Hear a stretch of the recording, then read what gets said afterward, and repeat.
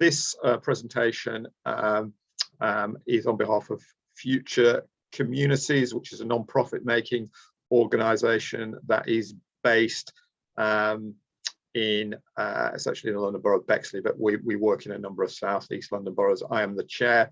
I'm an unpaid volunteer for the organisation. This presentations and series of presentations is funded by Peabody Trust, so I'd like to thank them for that. And what we're going to look at today is to support and development of your business or business idea.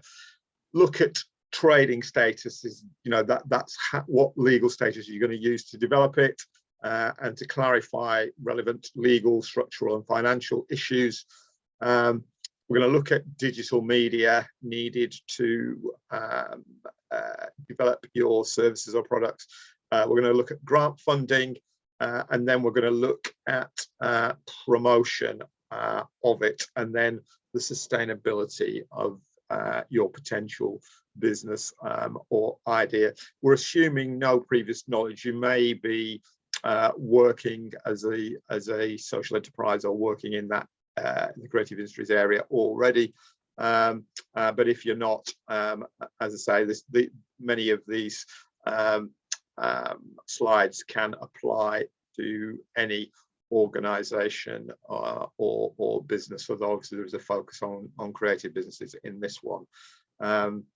But there is quite a lot in this, even for people who are brand new to it. If you're new to it, not new to it, then there may well be other things you can pick up on. So start by looking at the social enterprise bit of it. What's a social enterprise? This is defined by Social Enterprise UK, which is the coordinating body for social enterprises in the UK. In essence, social enterprises are businesses that are changing the world for the better. Like other businesses, they aim to make a profit, but it's what they do with the profit that sets them apart, because legally you have to reinvest or donate them, and that's often done to promote positive social change. What's the difference between a social enterprise and a business? Often referred to as SMEs, that's small or medium-sized enterprise. Businesses generally refer to organisations that seek profits by providing goods or services in exchange for payment. So social enterprises have more of a social ethos or community ethos. A business or SME may have that, but its primary purpose is to make a profit. It's as simple as that, really. And again, there's a very good link to a website I would recommend there, Entrepreneur's Handbook, about starting a business, well worth a look at for anyone in business. These are my top social enterprise related sites for those of you who are interested in that aspect of it. And we're going to look at the SME or small business side of it in a second. Social Enterprise UK is one of the sort of premier sites on that. If you're looking for training, the School for Social Entrepreneurs is a very good place to start. There's some grant funding there, and then there's a number of other links there. There's a link to the UK government's website, which again gives a lot about how to set up a social enterprise, gives a lot of very useful information. And then there is the Federation of Small Businesses, who will represent both profit-making businesses and non-profits or social enterprises. I do say that it's important to get advice if you're unsure from an accountant, solicitor or other business advisor. We provide advice, but I'm not an accountant, but we've got an accountant on in a while, hopefully, if he can join us then. Then there's a couple of other links to the Creative Industries Federation and the Creative Industries Council. So all of them well worth checking out. If you're looking to set up any kind of non-profit making company, there are a number of legal statuses you can use. A very good link is that one there. The government set up a social enterprise, which gives a lot more information.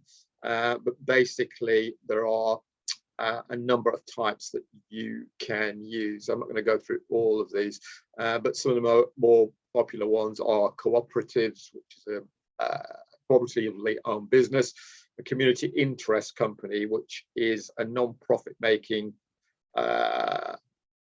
company or a form of community business, and then the other one that many people utilize is a company limited by guarantee, which is very similar to a community interest company. If you want to set up a for-profit business, then there are a number of options there, but the main ones are a limited company, a private limited company limited by shares, or a sole trader. And there's a couple of links there. Again, the government's website has very comprehensive links on exactly what you need to do and explains all the background. So all of those links are on this presentation. If you're looking to set up as a sole trader or become self-employed, then you're classed as a sole trader. This means you're self-employed even if you haven't told HMRC, Her Majesty's Revenues and Customs. And I give some pointers here. This is taken from their website. You may be self-employed and not know it in some cases, but you're probably self-employed if you run your business for yourself and take responsibilities for its success or failure. So you're in charge, basically, have several customers at the same time. I mean, this has become a bit more obscure in recent years, but the old adage was if you had 7 clients, you were self-employed, basically, or at least 7 clients. But it may be less than that. However, if you've just got one main client, there are some rules around that you should make yourself aware of. They're called IR35. Look them up on the HMRC website if you need to, because that can be problematic. If you've got more than one client or more than one big client, if you've got lots of smaller clients, you're self-employed, basically. Other things that point to this is that you can decide how and where when you do your work, and hire other people at your own expense to help you do that work or assist you with it. And there are other factors that may mean you're self-employed. But again, if you've got any doubt about that, consult a professional advisor or look at that government website.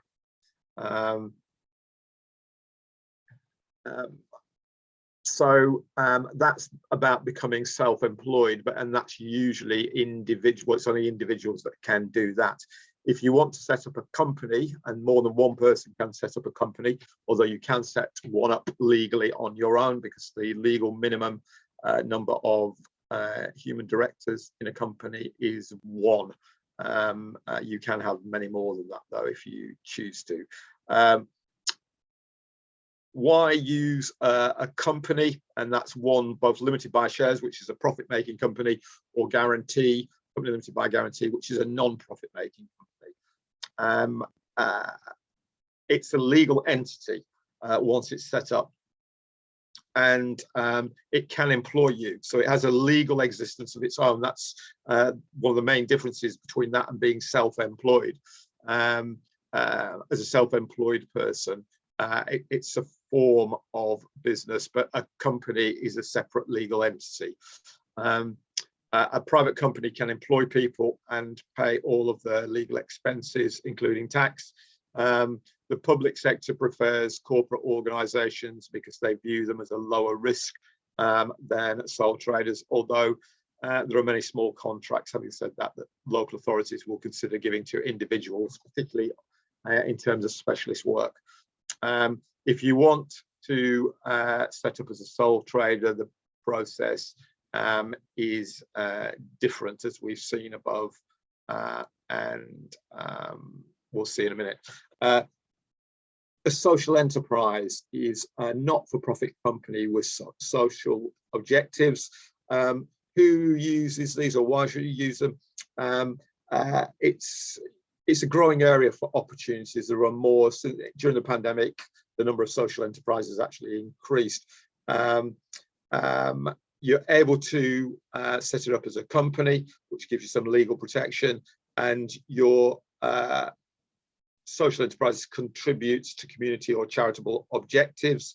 The government supports these objectives, and you can grow significantly while retaining a form of charitable status.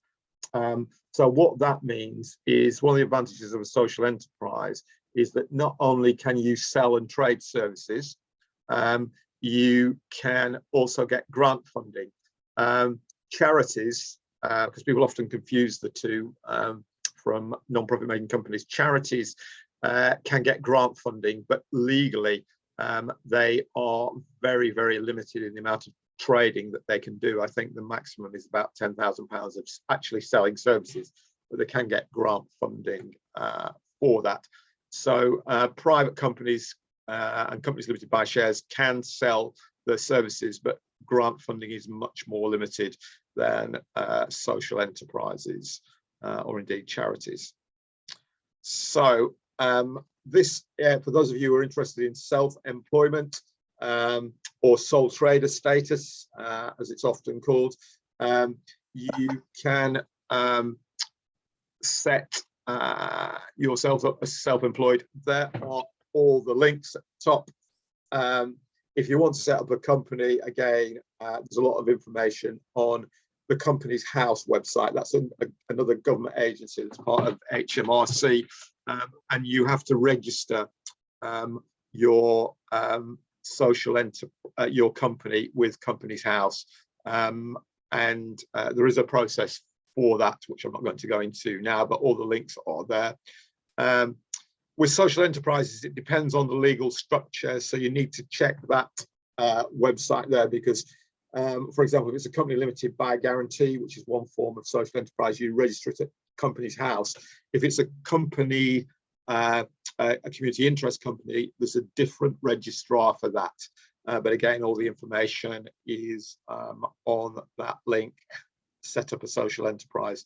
And there is more information about all of this on the FSB website, the Federation of Small Businesses website, and another very good site called the London Business Hub, which is a very good site as well that I would recommend, which has a lot of information about how to develop and indeed to set up a business. I'm going to look now at a number of key issues that you have to take into account by setting up any business, even if it's a virtual business, because many of the aspects we're going to talk about now you will have to adhere to. The first one is health and safety, because if you set up a business or work as a sole trader, you're personally responsible for health and safety issues, because managing health and safety, and if you, even when you're doing public facing work, if you run workshops, for example, you may be responsible for any health and safety issues of people attending workshops. The best, there is a link there to the HSE, the Health and Safety Executive. They've got some very good publications on that. Many of them are free, some are priced. You may in some cases need to do risk assessments, particularly if you've got premises or you're delivering services to groups of people in the community. All the information is on that site, and there's a lot of very good publications that they produce about health and safety management, which are free. The next one that everybody has to adhere to is, for those of you who aren't aware of it, which is called GDPR, the General Data Protection Regulation, which came in 2018. And it's about ensuring that people can trust you to use their data fairly and responsibly. If you collect information about individuals for any other reason other than your own personal, family or household purposes, you need to comply. So what that means is you've got to register with the Data Protection Agency, or which is managed, which is part of the Information Commissioner's office. The link is in to that is on the final bullet point there. And if you keep any data on anybody, because people often think it only applies to digital data. Well, it doesn't. It applies to written and paper records as well. In fact, any data that you keep on other individuals, other than for personal and family use, has to be managed, and you will probably have to register under the Data Protection Act. And then there's certain protocols you've got to observe. Again, there's a lot of very useful information on that website, ico.org.uk. What you have to do, we are registered with the Data Protection Agency. It costs about £40 a year, I think, to register, and you have to renew it every year. The next thing I'm going to talk about is funding for your business or social enterprise. And in my day job that many of you will know, as a director of CNT Associates, we provide a lot of fundraising services. So I'm going to give you a very brief overview of this. A good place to start, whatever your trading status, whether you're a sole trader, whether you're a social enterprise, whether you're a company limited by shares, is the Entrepreneur Handbook. The link is there. There's a section on grants and loans, about 60 pages, but it also has a lot of other information about how to run, set up, manage a business. Another one for some of you, because this is mainly for non-profits, to be honest, unless you want to pay. There is a free access to this site, My Funding Central, and this has about 4,000 funding sources on it at any one time. It's a considerable database, which is updated every few days, and is well worth joining. If you're a small community organisation, you can join for free. Anybody else, you may have to pay, but check the site out about eligibility. But I would really recommend that one. Another one for social enterprises is the SIB group, Social Investment Business, and they provide some information about that. But the social enterprises and non-profits, and indeed others, My Funding Central is fine, and the Entrepreneur's Handbook, which is free, also provides a lot of information. But there are other sites as well. This is just a little bit more about the Entrepreneur's Handbook. It's got over 60 pages of grant funding. There's a comprehensive list of business grants, including the funding amount, grant criteria, coverage, what locations it covers, etc. So it's all in there. The next one, again, I would recommend this, even for non-profits as well. This is the Department for Business, Energy and Industrial Strategy, DBIS, it's the business finance support link. And you can do a customized search on that. I mean, that is a very good resource. Again, this is free. The last time I did a search on that for an organisation, I think I found about 200 potential funding sources. So that is a very good resource to utilise. There's several women on the call today, so I'm going to look at some funding for women-led businesses in the next few slides.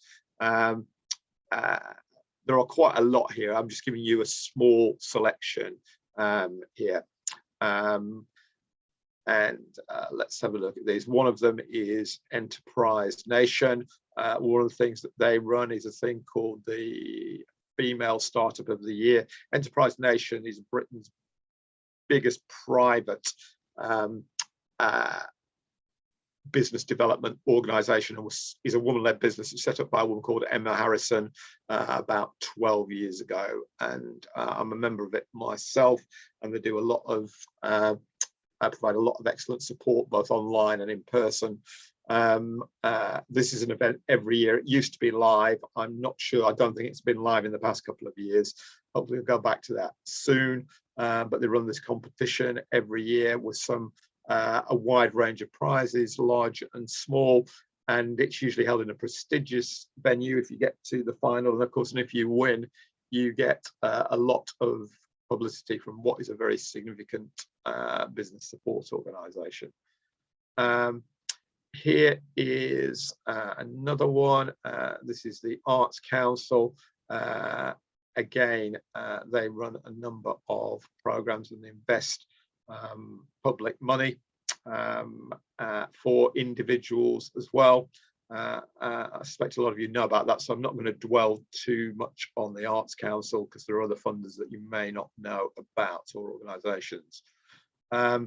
And here is one of them. This is for Hamlin Foundation, and they have a program called the Arts Access and Participation Fund. Again, you have to check. Paul Hamlin do change their funds quite regularly, so it is very important that you check the sites and subject to availability. But this, the last time it was running, the Participation Fund, there was grants between 30,000 to 400,000 pounds, but check the site for availability. And that's an organisation that I personally really rate as a funding organisation. We're going to look at a few charitable trusts now, or at least some information about them. Charitable trusts have often have a specific remit. There are not many of them that will fund individuals or private businesses, but there are some that will do that. They often have a specific remit and will fund projects that support certain groups. For example, it could be older people or younger people, whatever. But what is good news, and this is despite any other economic or social problems, charitable trusts in the UK still continue to distribute up to about £5 billion a year. So that's a very large amount of money. How do you locate these organisations? Because there are thousands and thousands of these in the UK. There's some funding sources. My Funding Central that I've already mentioned, which is part free, part paywall. The Directory of Social Change, they do charge for some of their funding websites. You can look at some of them for free though. That's an interesting one as well. And the other one is a site called charityexcellence.co.uk, which is a free site and is a gateway to many, many other selective funding charities. So that's it's worthwhile having a look at. Here is another fund for women-led projects.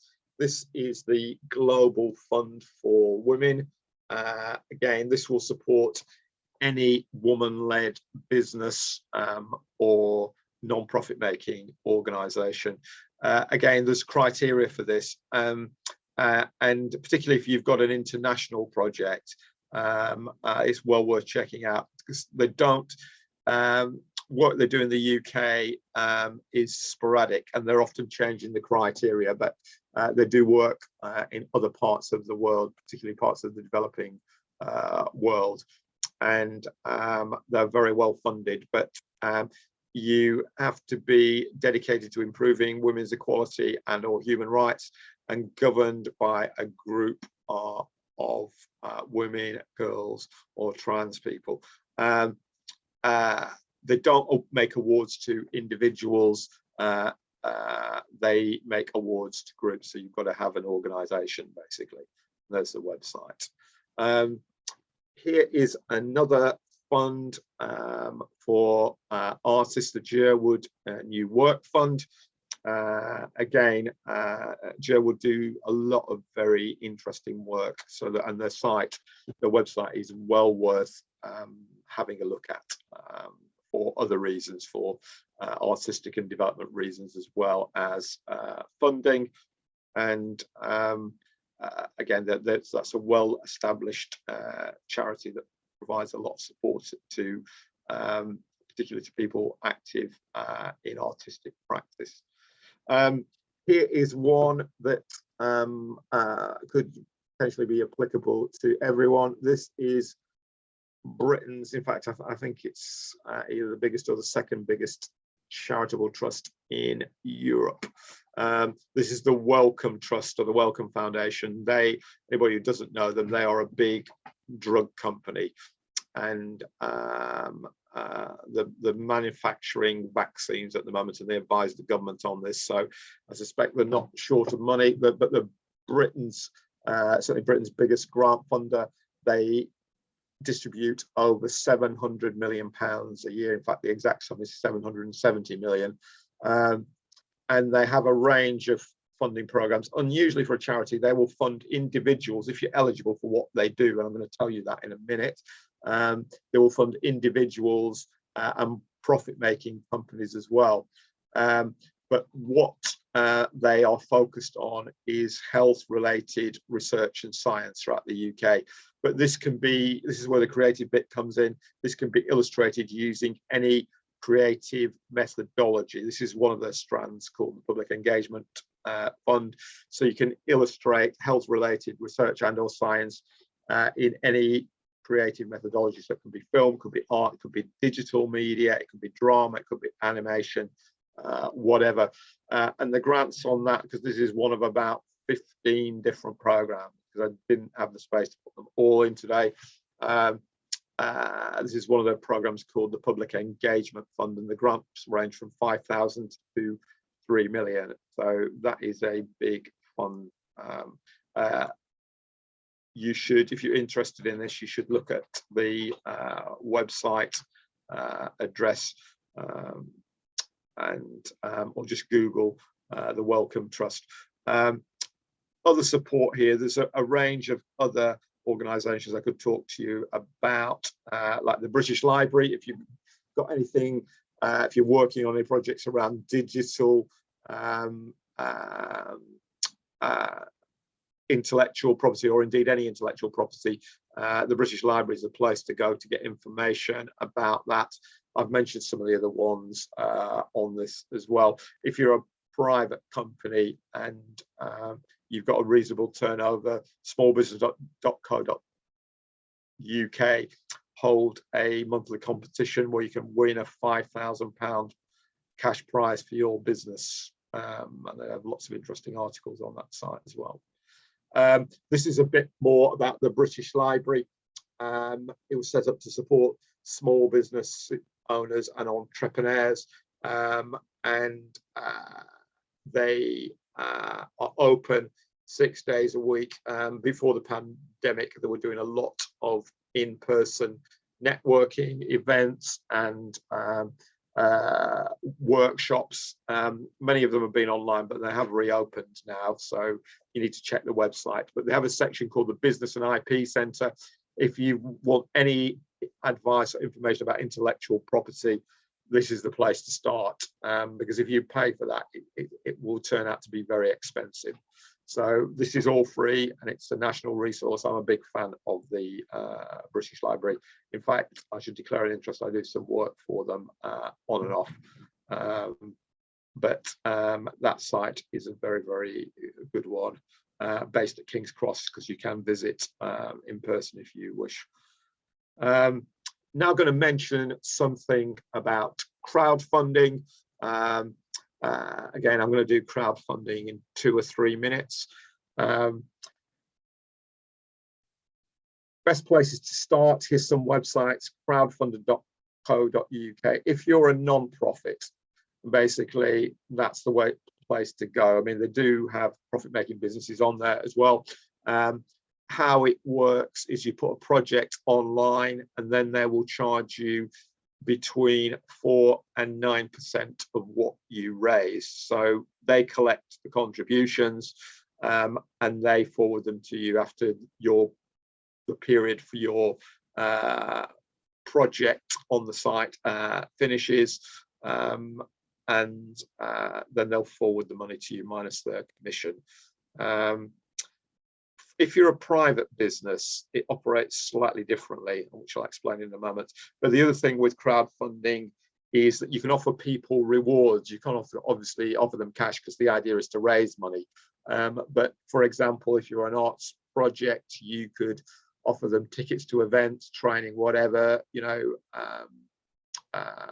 discount on any artistic products you produce, etc., etc. You can offer people rewards depending on how much they contribute, and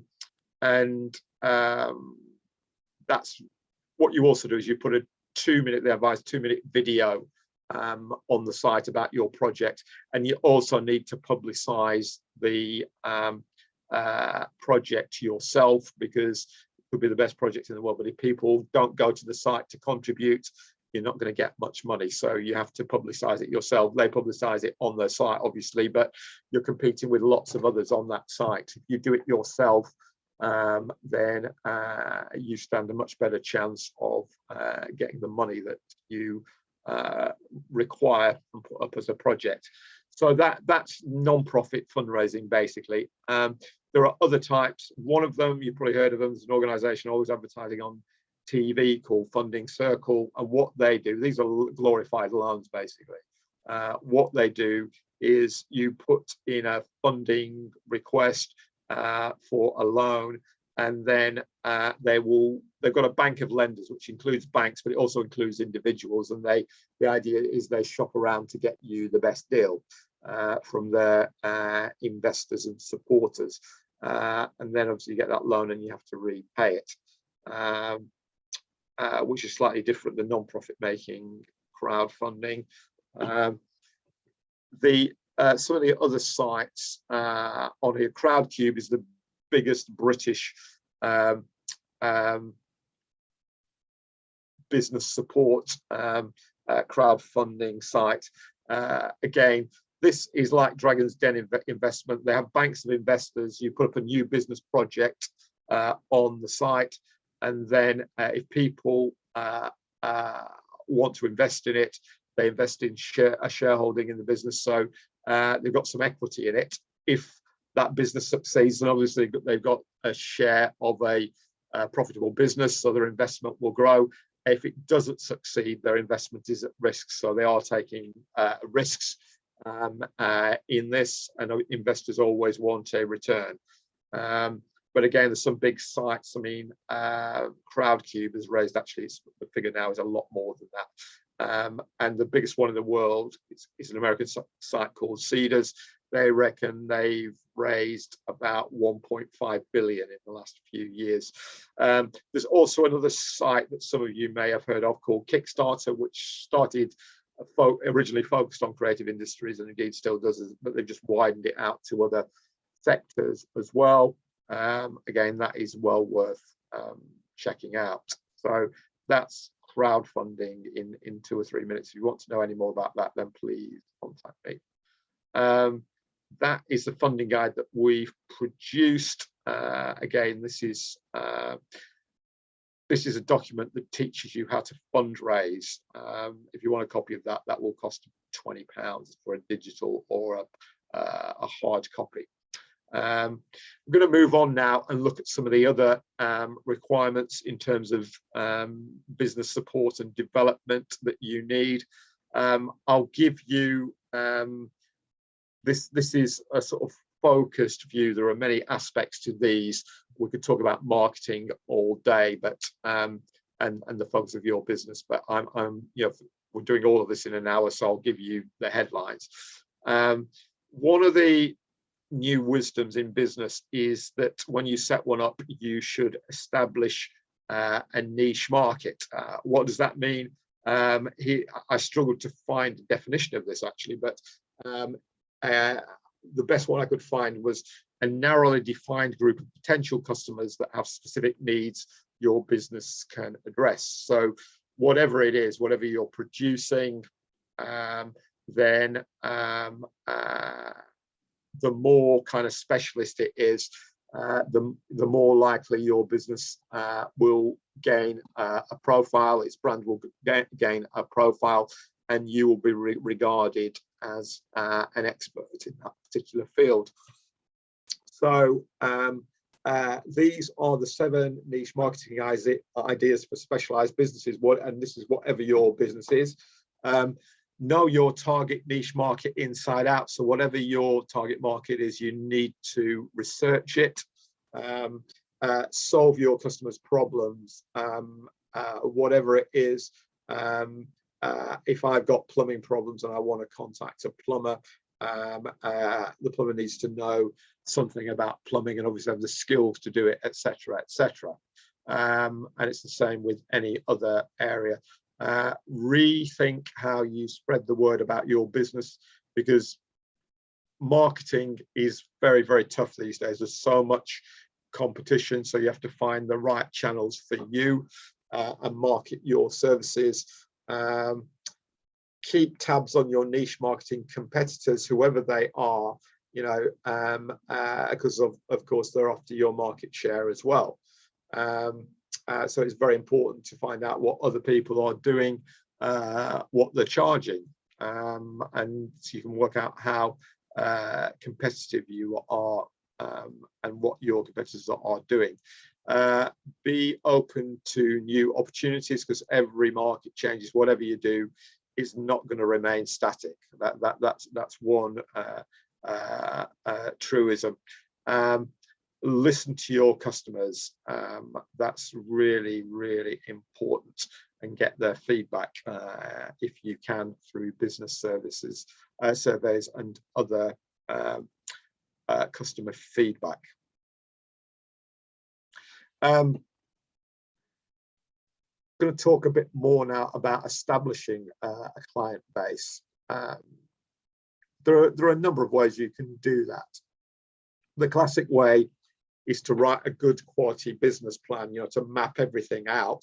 And indeed, if you want to get, especially if you're a private business and want to get some loan funding, if you go to a bank, you're going to have to do that. But I would advise other non-profits to do it as well, because it does help you focus your ideas and can be a very good and important marketing tool. One of the things that will come out of that is a marketing plan and an action plan. That's very important. As I've just said, how you market your business is what will get it out to people out there, because if nobody knows about it, it's going to be very, very difficult. Identify your target market. Again, we've just mentioned something about that and how to access it. You need to develop a strategy. There's different types of marketing. Very popular these days is digital marketing or web-based marketing, but there are other types, person to person.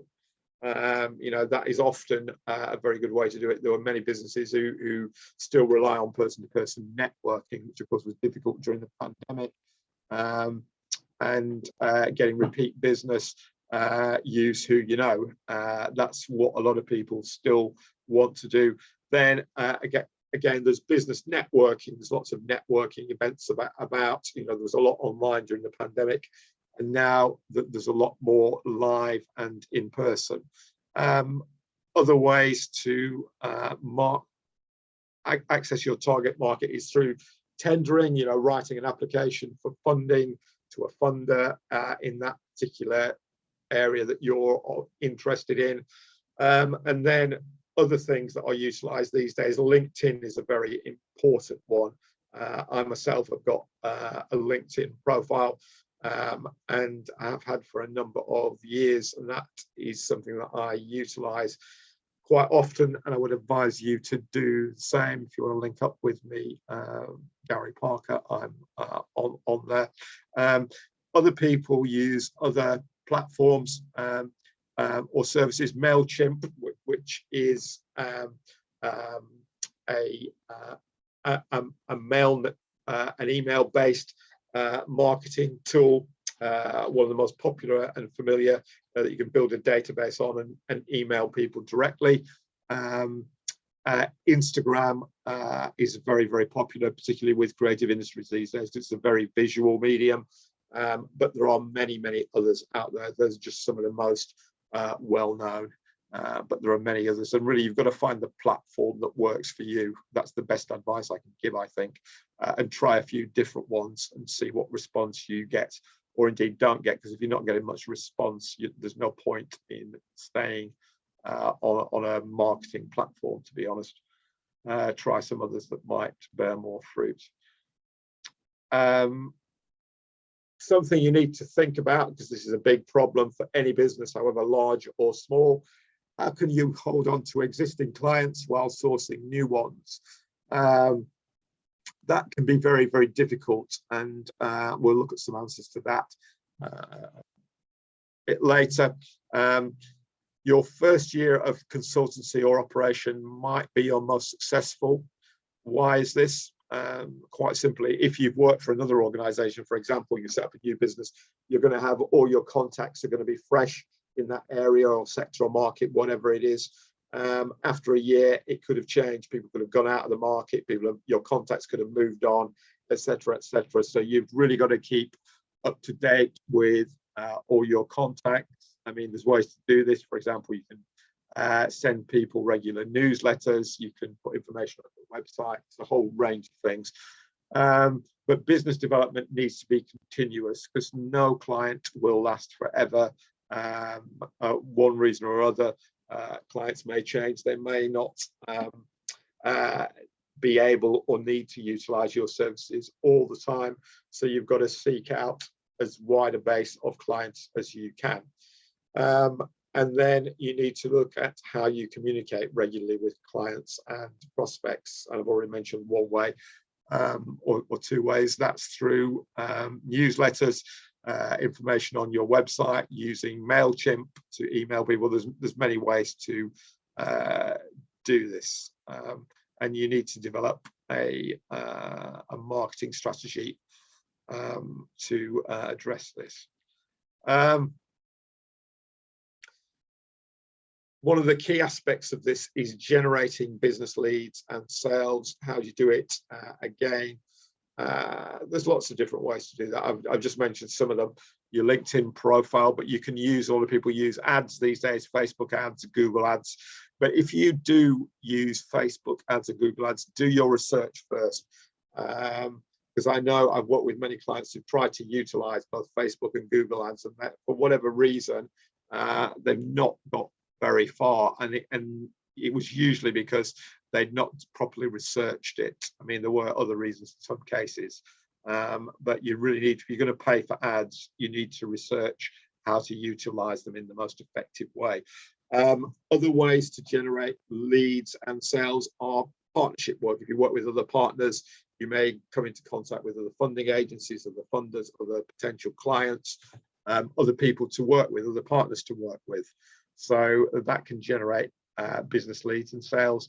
Another one is interim management. If you're a sole trader, you might have you might take up short assignments to manage other projects. That's what interim management is. For example, there might be appointing a new director or chief executive, whoever, head of an organization, and you step in to manage it while that appointment is being made. There could be many other reasons for that, but interim management may well bring you into contact with other new potential business leads and potential clients. Another question that I'm often asked is, how much should we, or how much should I charge? There's no set way of doing this, so it really does depend on the experience and the sector that you develop. But here are some ways. The first is work out how much you need or want to earn and then double or triple it. That's a very easy way to do it, and then that's what you charge on an hourly basis. Your going rate is ×3. Using a daily rate for consulting, which is what a lot of people do. Setting consultants' fees by the project. So projects could be larger, smaller. You might be part of a bigger project. So you have to make an assessment on what to charge based on the amount of work you're doing and the nature of the complexity or the difficulty of doing that work, or indeed the easiness of doing that work as well. Setting consulting fees based on performance. So that's something we do in part on fundraising. We do charge basic fees, but we also charge success fees. So that's a fee based on performance. If a bid succeeds, we charge additional money. Obviously, if it doesn't succeed, we can't charge a fee based on performance. Setting consultant fees strategically using real life data. What does that mean?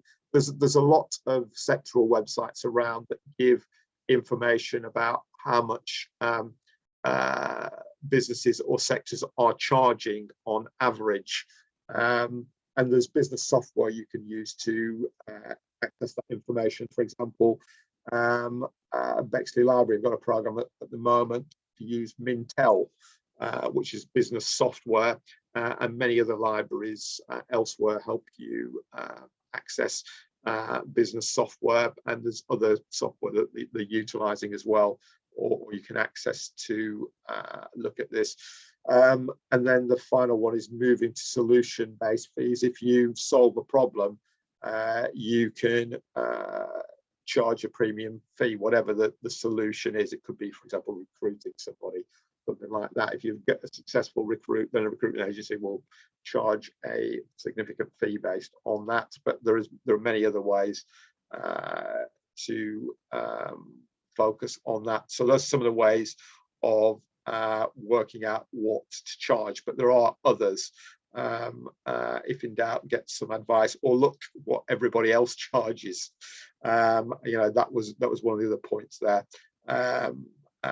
And undercutting is not usually advised, because there's always somebody else who can undercut you and do it cheaper. Better to compete on quality of service, I would say.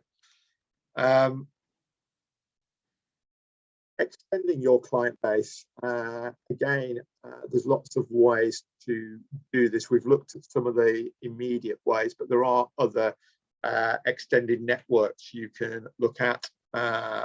If you do a lot of online marketing, look at ways you can do offline marketing as well. For example, who you know,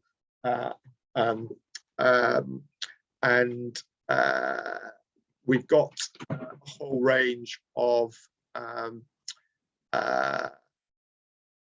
trade associations, events and presentations and networks out there.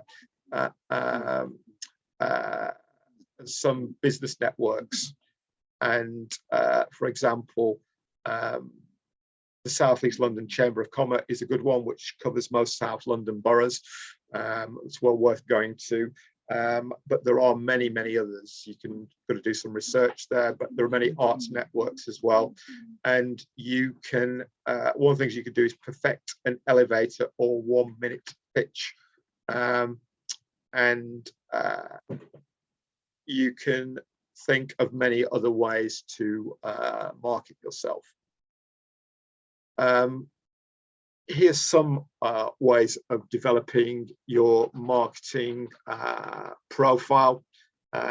These are the traditional ones we'll start off with, which is producing business cards, folders, and developing a website with a common design or brand throughout. Use leaflets, posters, and other printed material. Again, these days more popular, particularly in the creative sector, is to utilize social media, Twitter, Facebook, Instagram, and many other platforms, etc. But if you can utilize other offline material, it will give you an extra dimension. Other things you can do, attend, there's many free events out there. If you're a community organisation, there are many community meetings and other events organised by local authorities, central and local government, the NHS, and many other public bodies that may be well worth you going to network. And maybe you'll pick up some leads, generate some business leads, or even get some work. Other things you can use, do is now very popular, is utilizing your website for payment. So you can use systems like PayPal, for example. You can also use Shopify. Again, I work with a number of people who provide Shopify related services. This is goods and services. It's an online shop basically, or an online store. And we've done a lot of work around that. Get linked into other websites or networks, and then there's many other forums. I've already mentioned some of these. Other things you can do is capture and record recommendations, endorsements, testimonials, and case studies. If people just like your work, get a comment off them about why they work it. Keep records of those. You can put them on your website, because that really works for many people if they're unsure about whatever creative service you've got. If you get good feedback or good word of mouth going around, that will really help you. Other things you can do is speak at events or conferences, write articles, plan lever events to upsell potential clients. So you could offer free events or training, or other performances if you need to do that. You can also organize your own events. You don't have to rely on others. I know many people who do that these days. I've been to quite a few local ones recently myself. The other important thing is to get feedback from people, survey them, etc. An easy way to do that is to use, again, there are many ways to do this now, but use organizations like SurveyMonkey, where you can utilize a 10-question questionnaire for free, and very well worth utilizing. But whoever your client group is, provide the best quality service or performance, whatever it is. That's the one way to keep people coming back. We'll move on now, because we're getting towards the end of the presentation. Important thing, many people in creative industries don't do this. In fact, many people in other sectors don't do it either. Write your goals down. I mean, that's very, very important. Whatever they are, you need to develop probably a business plan, but certainly an action plan or a development plan. Write your goals down, list the barriers to achieving success, whatever they are, and try and work out ways to address them. And if you break them down, you can design plans to address whatever the barriers are to you achieving success in developing your project, service, or organization. Again, here's some of the ways you can break that down. List the achievements of reaching your goals, list subsidiary goals. If something is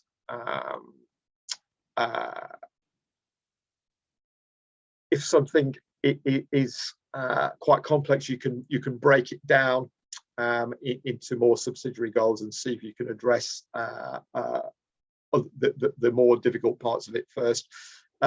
Also, improving your skills, that's very, very important. If you're running your own organization, if you work for a big organization, I've worked for large organizations, and often there was quite good in-house skills training and development support. If you're running your own organization or project, that may not be there, so you need to find it from other sources. There's many associations and networks. We've already mentioned quite a few of these already. So you need to look at ways you can get yourself upskilled or maintain the skills that you've got. Professional development is very important, and things change rapidly. So whatever sector you're in, you may need to acquire new skills. Again, there are many colleges, and there's a lot of stuff online. We've looked at a lot of things today where you can get that knowledge, but you do need to do some research on that. But keeping your skills up to date is very, very important. There's lots of free support around about this. I mean, again, there are some there, business hubs, and then there's lots of others in creative industries. There's organisations like the Creative Entrepreneurs Club, which is a very good site, and others like Creative England, who will provide skills related training, and many, many other organisations that are out there.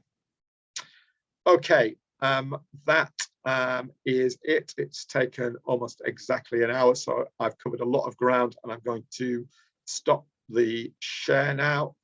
And I'm pleased to see that quite a few people are still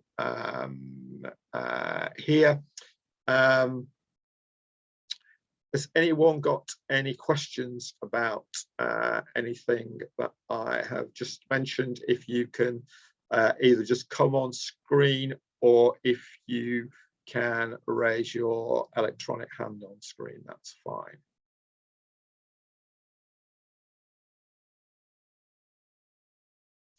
Okay, I can't see anybody at the moment. I'm just waiting for my colleague Roger to come online. Right, okay. Roger's had a few technical problems, but I hope he's going to be with us. Can you hear me now, Gary? Oh, yes, yeah. Oh, good, you're there. Yeah, I can hear you, Roger, but I can't see you, so you need to, yeah, you need to switch the camera on. It should be on. It is on. Would you like me to come and join you, or are you happy just with my voice? Yeah, yeah. The voice will be fine. The voice will be fine. Okay. Yeah. But just to introduce, this is Roger Ambrose, who's an accountant based in the building that I'm based in, at the Engine House in Erith. And Roger's going to talk for a few minutes about accountancy related issues, and then he'll take any questions if there are any. So over to you, Roger. Okay, Gary, thank you very much indeed. So, ladies and gentlemen, good afternoon. My name, as Gary mentioned, is Roger Ambrose. I've known Gary for a long time. We've worked closely together, and I'm an accountant. And obviously, with new business ventures such as you guys are involved in, I think it's quite important to address accounting and tax fairly early. The nasty shock that I find can often occur is businesses run very successfully for maybe a year, 18 months, and then quite out of the blue comes the tax man seeking some tax. And unless you've made some adequate provision, it can come as a little bit of a nasty shock. So I'd just like to talk you through on that side. The other factor, another point that is often raised when I meet new business entrepreneurs, what form should our business take? Should we be running and operating as a limited company, or should we be running as a sole trade or a partnership? The general answer to that, I always ask the question of the client or the entrepreneur. Where do you see yourself running? How do you see yourself operating yourselves? There could be a reason why you need to form a company. Some contractors or customers prefer or necessitate that they only are happy to work with you if you are a limited company. There we are. The decision is made for you. In other circumstances, there is a choice. Am I going to become a company, or should I operate as a sole trade? There's nothing to prevent you operating as a sole trader or a partnership to begin with, if you feel more comfortable with that, and then or transferring your business into a limited company at a later point. You can incorporate the business maybe a year or two down the line. Circumstances where that may happen is if profits are starting to build after the first year or into the second year, and you see those profits escalating, and there could be a tax reason why you want to reduce your exposure to to tax and maybe national insurance contributions. That's a factor. Another situation is obviously not tax driven, but maybe you want limited liability. Maybe you feel you have an exposure and you'd like to limit that exposure to your company, not to personal assets. So another valid reason why you'd form a limited company. My own view is this: if you feel that you're in the first, maybe the first year or two of trading, your costs may outweigh your income. It can happen. You may, as a new business venture, as a new entrepreneur, a new business, you may find that you have considerable costs. And if those costs, or you're unlikely to achieve an income stream very early on in that first year, you may find that you've actually made a trading loss in year one. The beauty of that is that your trading loss you can set against your other income, not just income in the current year. You can relate it back maybe 2 or 3 years.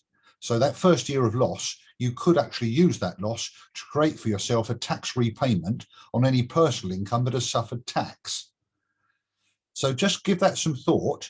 If you have actually created for yourself a company, you could, if you wish, leave that to one side to begin operating in year one as a trade or as a partnership, and then use that company maybe a year or two down the line if you wish to. But certainly my recommendation, if you're likely to make losses early on, is to operate as a sole trader, and then you can maybe set that loss against earnings from an earlier year or the same year, maybe earnings that you've had under pay as you earn. If you were employed previously, we can recover some of that tax.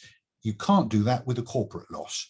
If you're a company from day one and you make a loss, the only thing you can do with that loss is to carry it forward to set against future profits.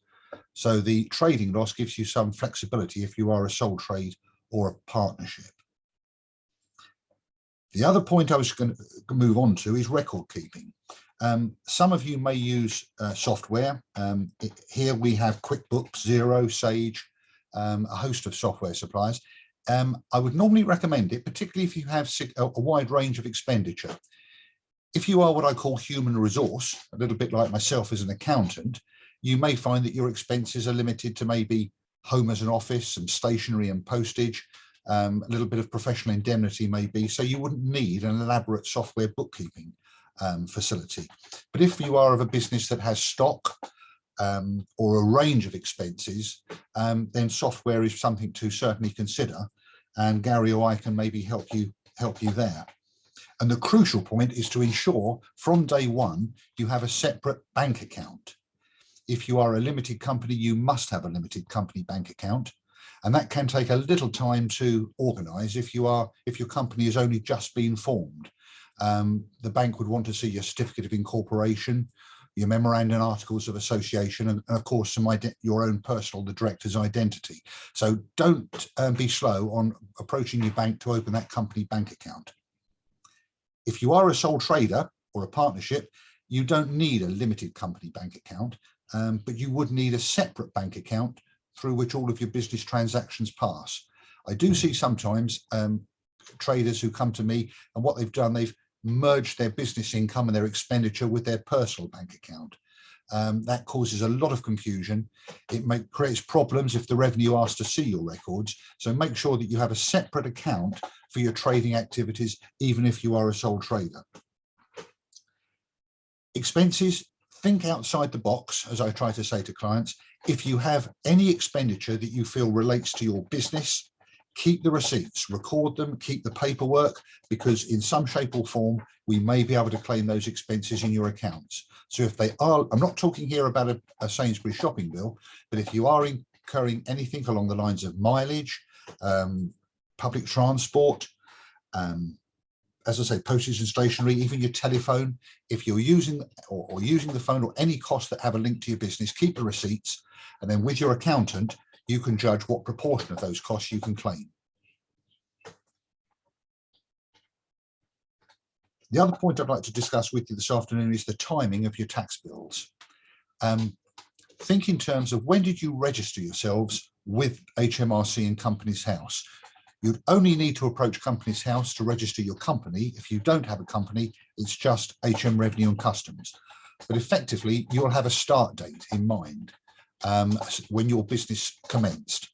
And generally speaking, you're going to prepare your accounts, or your accountant will help you with your accounts, to the anniversary, the end of your first accounting period, if you are a company. So think in terms that if you formed your company, let us say on the 1st of February 2022, your first accounting period would run to the 31st of January 2023. If you are a sole trader, you can make your accounts up to whenever you wish. I would generally recommend, because of changes that are coming in place in 2024, try and make your accounts up to the 31st of March or the 5th of April. There's nothing to prevent you adopting a different accounting date if you wish, but the changes will mean that there are transitional rules coming into play in 2024. So I would encourage you, if this is your first year, to look to make your accounts up to the first year to the 5th of April, or dare I say the 31st of March. Tax, in terms of tax, a company pays tax on its profits 9 months after the end of its accounting period. So going back to the example, if the company was formed on the 1st of February 22, the accounts would be prepared to the 31st of January 23, and the company account or the corporation tax liability would then need to be paid 9 months later, which by my reckoning brings us round to the 31st of October 2023. That would be the first occasion a company would pay its tax. For an individual, you pay your tax with your self-assessment. So at the end of the tax year, on the 5th of April, you have 9 months to prepare your tax return, and your business accounts would be included on that self-assessment return. And then any liability would then be paid on the following 31 January. So as an example, go back to, take another example. Let's take an entrepreneur who's commenced their self-employment on the 1st of June 2021. They would look to make up their accounts, I would recommend, the 5th of April 22. It may only be a 9-month period. Accounts to 5th of April 22 would appear on this year's 2022 tax return, and their tax would be then payable on the 31st of January 2023. All right, that's the tax.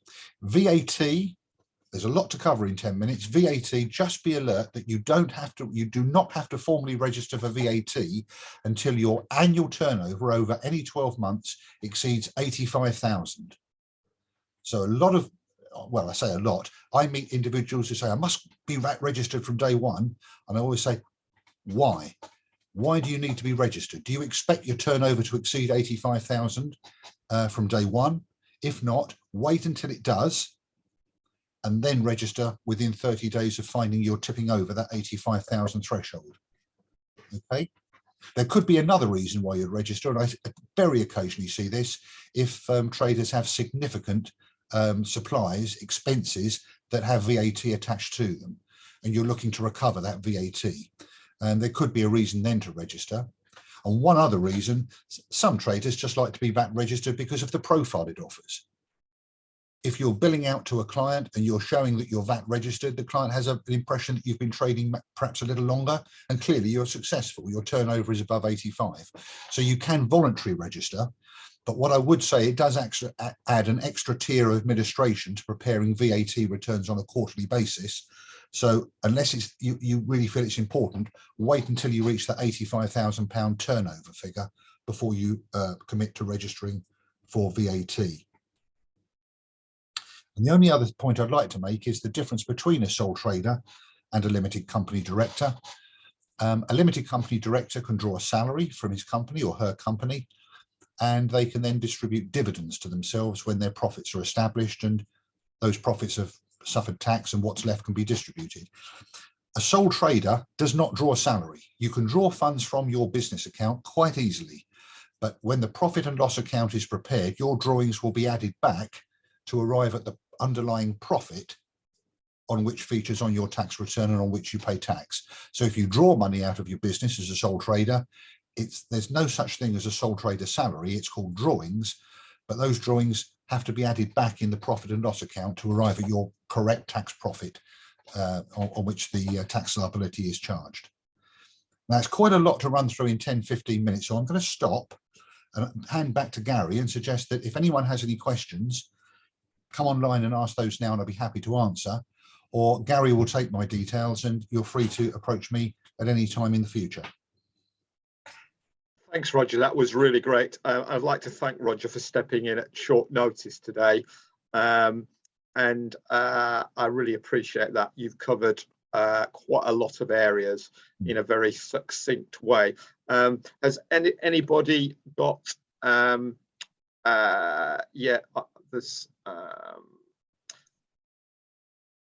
there's a direct question from Ritma, yeah.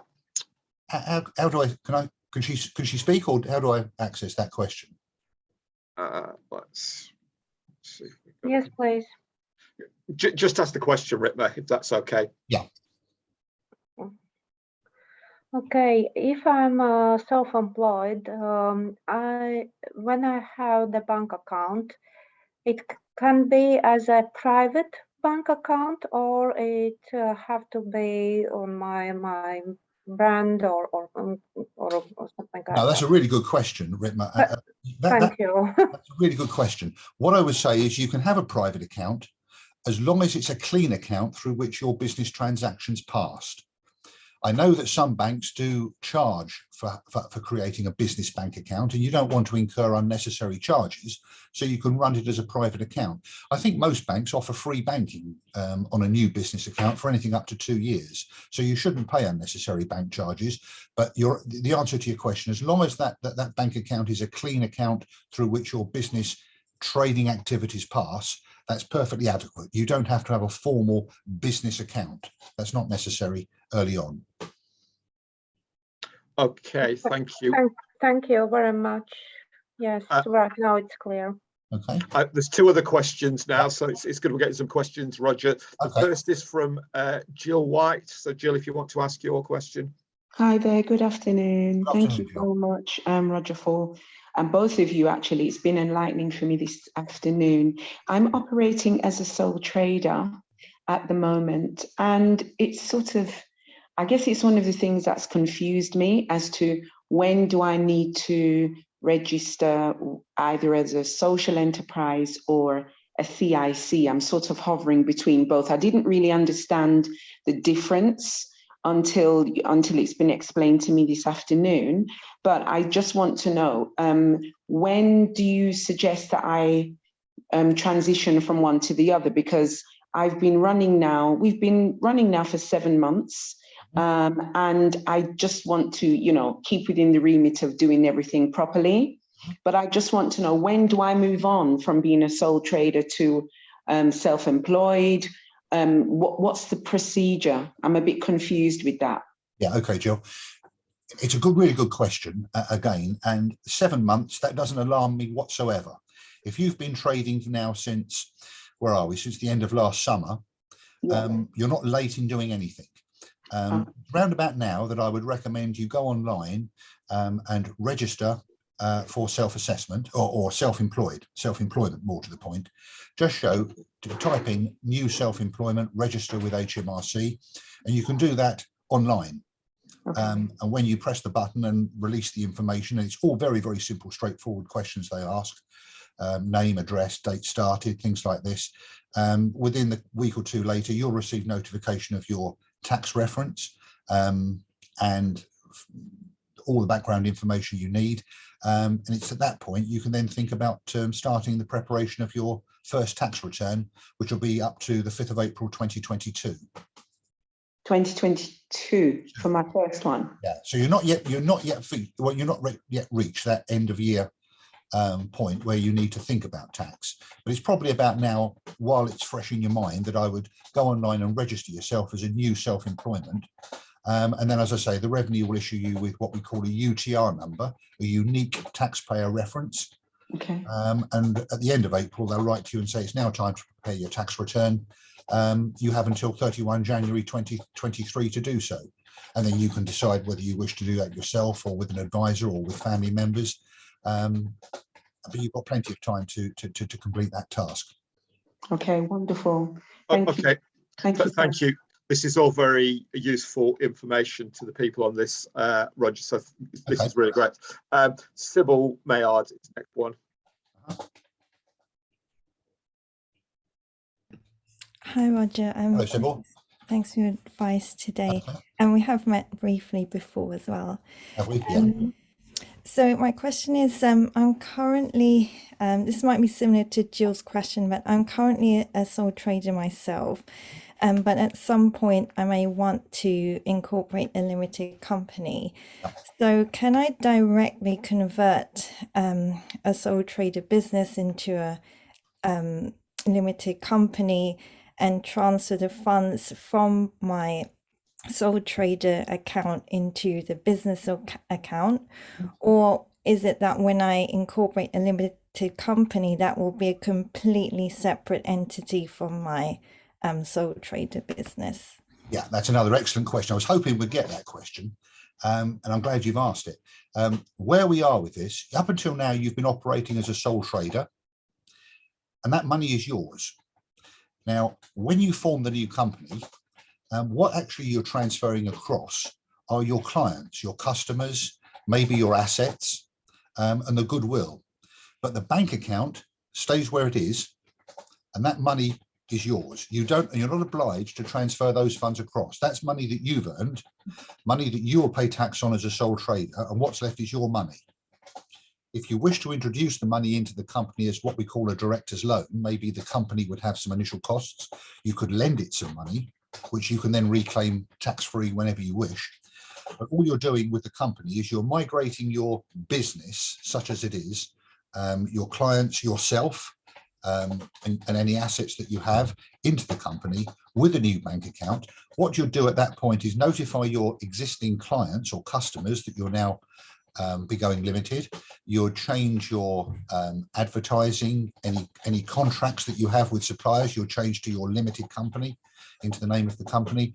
Maybe any insurance you have, insurances, you'll transfer over. But in terms of the bank account, leave that where it is. That's your money. The company will now have to look after itself with a new bank account and start creating income, an income stream itself.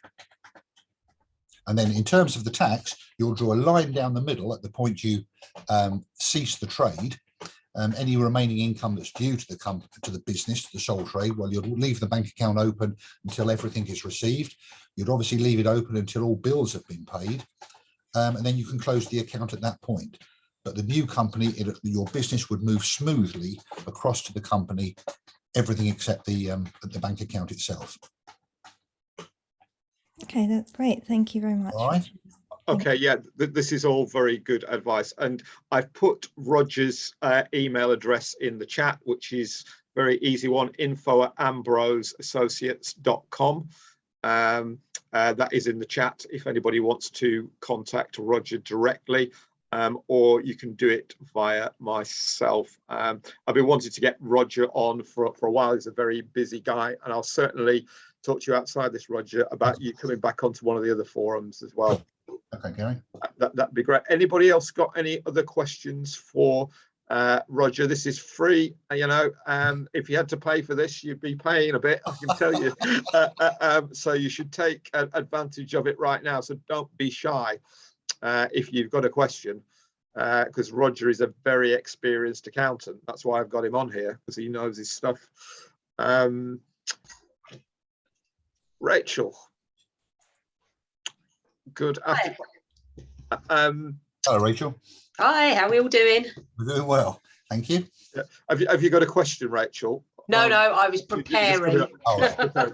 Okay. We'll just finish off. I can't see any other questions, so we've got some top quality guests on this afternoon. Here's another one. This is Rachel Barham, who's the regional recruiter for the Federation of Small Businesses. And I'd just like to finish off by thanking Roger very much. I'll come and see you for a few minutes after the event, Roger. Okay. I wish everybody every success in the future. Take care. Yeah. Bye-bye then. Thank you. I'm going to hand over to Rachel now, and she's going to tell people more about Federation of Small Businesses, which is a non-profit making organisation. I'm a member of myself. There's one or two people here that are as well, I can see. But over to you now, Rachel. Can I share my screen? Yeah, yes, let me just do that. Whoops. No, I don't want to share my screen. Sorry, I've hit the wrong button.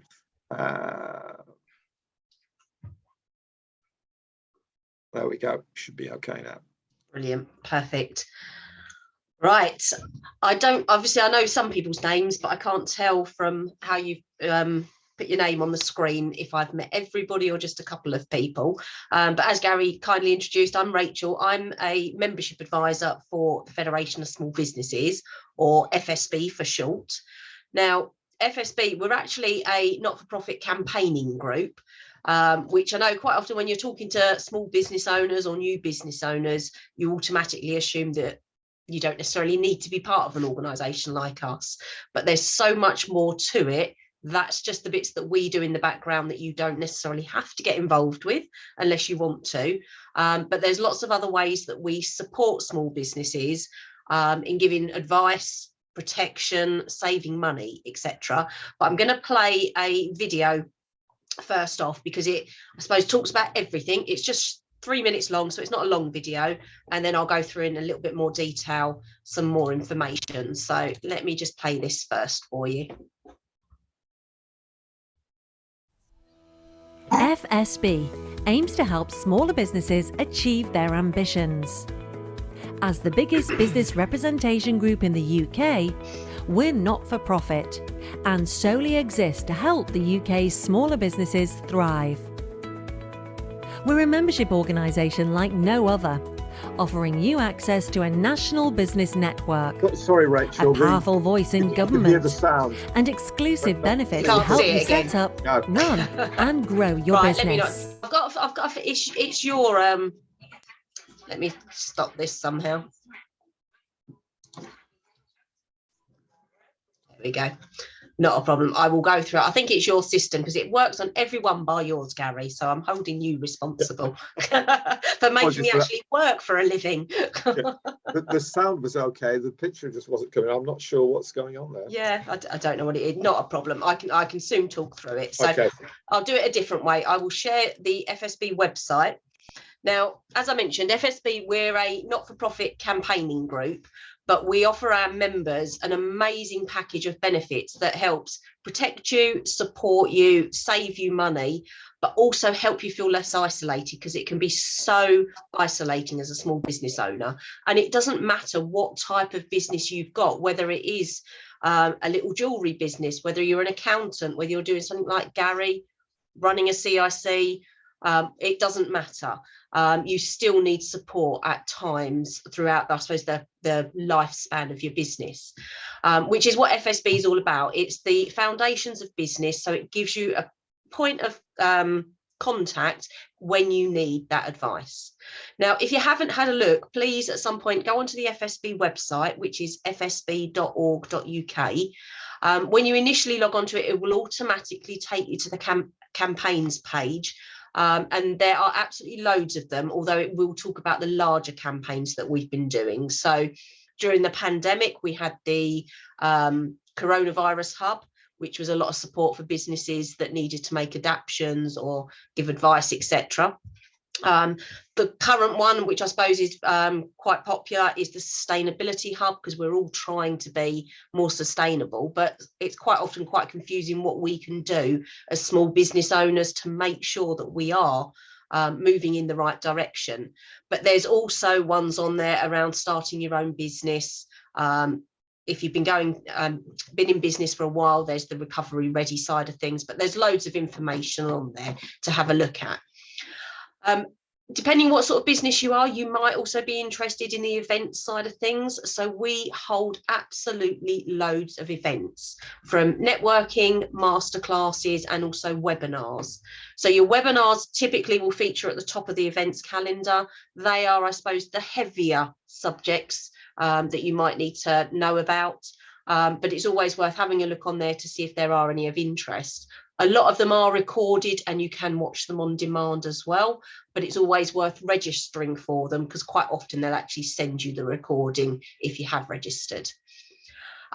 You can make it easier when you're looking for events. You've got an event type, so whether you want to look at the masterclasses or networking, but I would also always suggest you use the region. So if you're looking for networking, definitely use the region tab, because you can minimise the search down for local events, although you're not restricted to local. So if your business can go across the UK, take your pick. Go to Scotland, go to Yorkshire and Humber if you like. It's online, so you can meet lots of new businesses and expand your network, which is what networking is about. You don't want to restrict yourself. So have a look on there, book yourself onto any that you want to.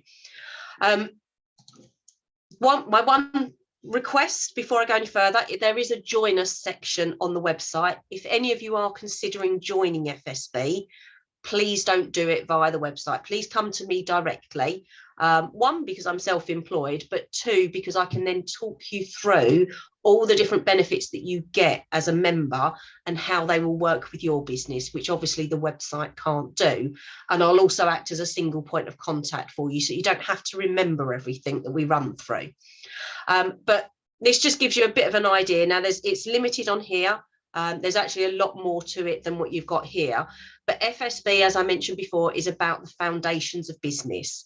So we secure preferential rates or free services for areas of business that everybody needs, such as legals, like Roger mentioned, banking, insurance, health and safety. If you're in the creative sector, which I think some of you are, things around intellectual property, copyrights, patents, all of this sort of stuff. But also, if you are going to grow your business, there's lots of support around employment as well. So this just gives you a rough idea of some of the benefits. But to give you a better in-depth understanding of the main ones, we give our members free business legal advice. And if any of you have had to pay for a solicitor, you know how expensive they can be. And unlike most of us, they charge by the minute. So it soon adds up. But we will give you free business legal advice. So that could be commercial, so your contracts and your trading. Could be employment. It could be tax and VAT questions. Could be IP, copyright, that sort of thing. GDPR, you name it. If it's business related, you can call up the helpline, and within an hour, the right type of solicitor will call you back and answer the questions or run through the issues that you've got going on. Linked to it, there's also the Legal Hub, and on there you've got access to about 1,300 documents. Now, a lot of them won't be relevant to you because obviously you will only need certain documents for your businesses.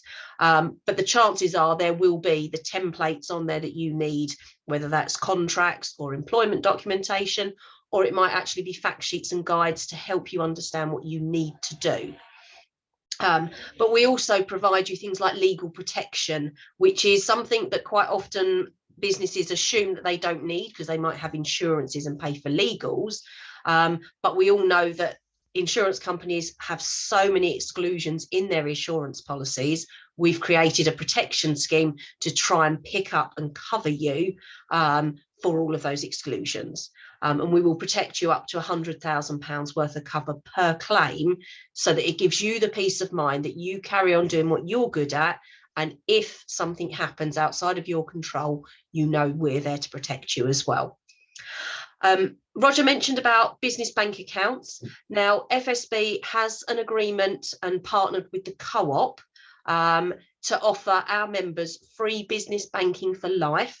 So assuming you are obviously still a member, you can actually access a free business bank account. You do have to apply for it like any other bank account and be accepted, but subject to that, you won't have to pay a monthly fee. You don't have to pay transactional fees. And if any of you do take cash, you can put up to £2,000 cash in free per month as well. If you take more than that, then maybe just be a little bit creative, write a check or transfer it from your personal to your business one, so that you can avoid the additional charges. But you can actually get a free business bank account for life as an FSB member. We can talk you through your insurances, because quite often it's very hard to know what insurance you should have in place as a business. And you can only ask for quotes if you know what you need. So we can give you a health check, understand your business, and then let you know what you should have. It's down to you what risks you want to take, because not everybody wants to take everything that we would say that they should have. But at the same time, we can also quote you for them. And more often than not, we can save you money on your insurances. Regardless if you take it with us or not, we'll still act as an advice line for you. So if you do ever have issues with your insurer, you can call us and seek advice as well. Roger also spoke about making tax digital, so platforms like QuickBooks, Sage, Xero, etc. FSB has just created its own FSB Making Tax Digital platform. It already features as a recommended platform on the Gov website. A lot of accountants won't have heard of it yet, but we will provide them free training. But the reason we've done that is because by 2024, we will all have to be using one of these platforms. And unfortunately, what we found in the past is once that happens, we are in the control of these bigger companies, and they can up the price on us at any point. So FSB has created its own version and taken the best bits from all the other platforms that small business owners want, so that we're not trying to sell you all of these extra add-ons or anything like that that you don't need and won't use. So they've made what we think is a better platform, but there's also a play account on it, so you can try it before you decide to move on to it. And also you can try it and get used to it before you suddenly start using it properly, to make sure that you're not going to make your mistakes on there and make sure that you feel comfortable with it. But there's loads and loads of other benefits that you get with membership. There's about 25 to 30 different benefits that are there around advice, support and protection and money saving. You get them all. You don't have to use them all, and some of them won't be relevant to you, but membership is personal, so it covers you and your businesses. So what you don't use for one business, you might actually use on another business. But they're there for you as and when you need them. Anybody that does want to get involved in sort of the policy and the campaigning side, you can. You're not restricted to have a different type of membership or anything like that. You are more than welcome to have your voice heard and get involved in influencing change. But for those of you like myself that has no intention of ever doing that, you don't have to. It is just there for those that want it. There's also things, we send out weekly updates, we send out quarterly magazines, and loads of other bits that you can get involved with, or not, as the case may be. It's really just about having an understanding of what's available to you, and then you making the membership work for yourself. Now, membership, as I mentioned, is personal. The cost of membership is based on the number of employees. So if you have no employees, it starts from, or it is £177 for the first year. That covers everything. So you make one call to the legal helpline, you've covered that cost. It then actually reduces in year 2 because you pay a registration fee of £30 in year 1. So it would then go down to £147. If you've got employees, it goes up slightly, but not a lot, and it goes up in brackets depending on number of employees that a business has. If you do want to know more, or would like to have a chat so that we can sort of understand how membership would work for your specific business, feel free to get in contact. I'll put my contact details in the chat for you. If any of you've got any questions now that you want to fire away and see whether we can cover it, whether it comes within the membership, I'm more than happy to answer that. And it may also be worth, if people want to sort of let me know what borough they live in or their business is based in, because we do have a couple of schemes going at the minute. So if anybody here is in Bexley, Lewisham or Croydon, then definitely drop me a message, because I might have some information for you. But I will stop it there, Gary, because otherwise, you know me, I'll just keep on going and I'll take up the whole hour. People will be asleep. Okay. Thank you very much for that, Rachel. You're always appreciated. You always keep me on my toes. I'm never falling asleep while you're around. Anybody got any questions for Rachel? No, I can't see anybody there. Have you put your details in the chat? No, I'll put them in now. Yeah, so Rachel's going to put her details in the chat. I'd like to thank everybody for joining us today. That's the end of it.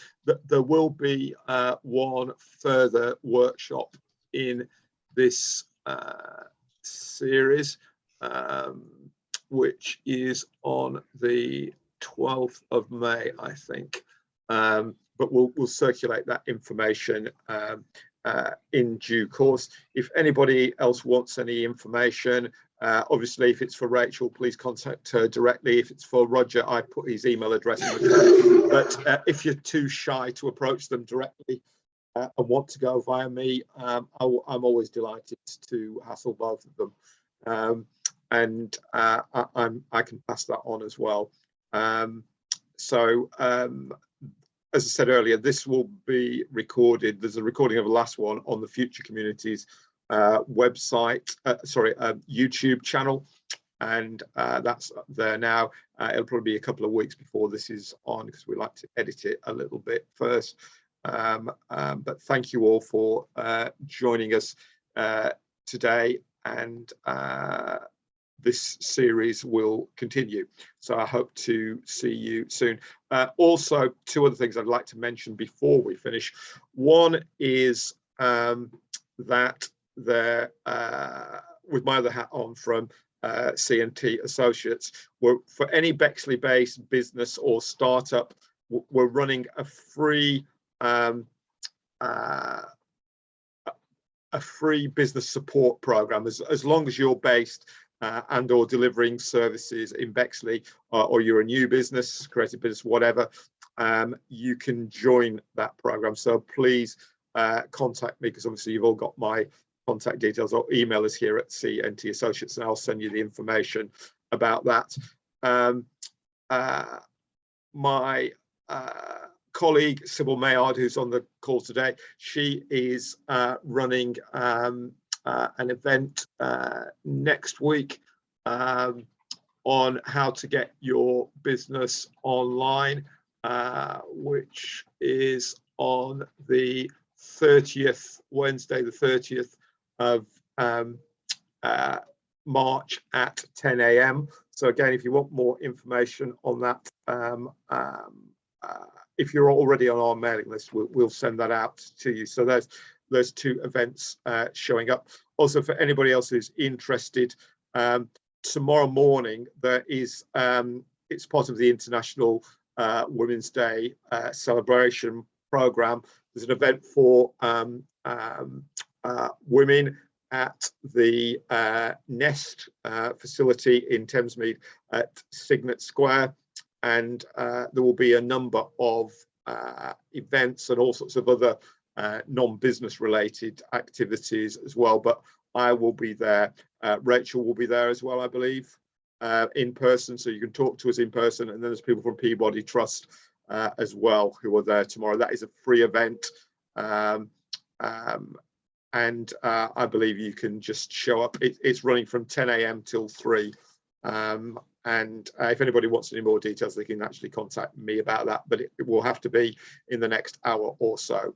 So I'd like to thank everybody, especially my two guests, Rachel and Roger, for being here today.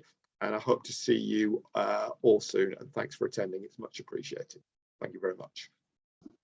Thank you. Bye. Great presentation. Thank you. Bye.